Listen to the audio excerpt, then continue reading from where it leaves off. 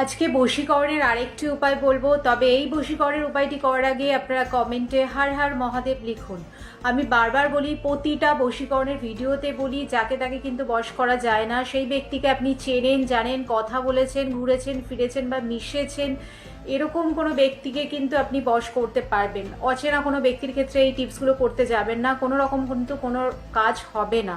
বা নিজের ভাই বোনের ক্ষেত্রে যদি সম্পর্ক খারাপ হয় সেক্ষেত্রেও আপনারা করতে পারেন, বা আত্মীয় স্বজন যে কোনো ক্ষেত্রেই কিন্তু এই বশীকরণের টিপসগুলো করতে পারেন। তবে সেই ব্যক্তির সাথে আমি বারবার বলছি, জানাশোনা, চেনা জানা হতে লাগবে, তবেই কিন্তু টিপসটা কার্যকরী হবে। আপনারা কি করবেন, সোমবার দিন এই উপায়টি কিন্তু করতে হবে। ডান হাতে, ছেলে হোক বা মেয়ে হোক, আপনাদের ডান হাতে লাল পেন দিয়ে যেই ব্যক্তিকে বশ করতে চান তার নামটা লিখলেন, লিখে হাতটা মুঠো করলেন, করে এই মন্ত্রটি উচ্চারণ করবেন, ওম কামেশ্বরী অমুকম মম বর্ষায় কুরু কুরু সহা। অমুকমের জায়গায় যেই ব্যক্তিকে আপনি বশ করতে চান সেই ব্যক্তির নামটা নিলেন, নিয়ে হাতে ফু দিলেন। ফু দিয়ে আপনারা সেই ব্যক্তির মুখটা স্মরণ করবেন। এইভাবে এই উপায়টি পরপর 7টা সোমবার করে দেখুন।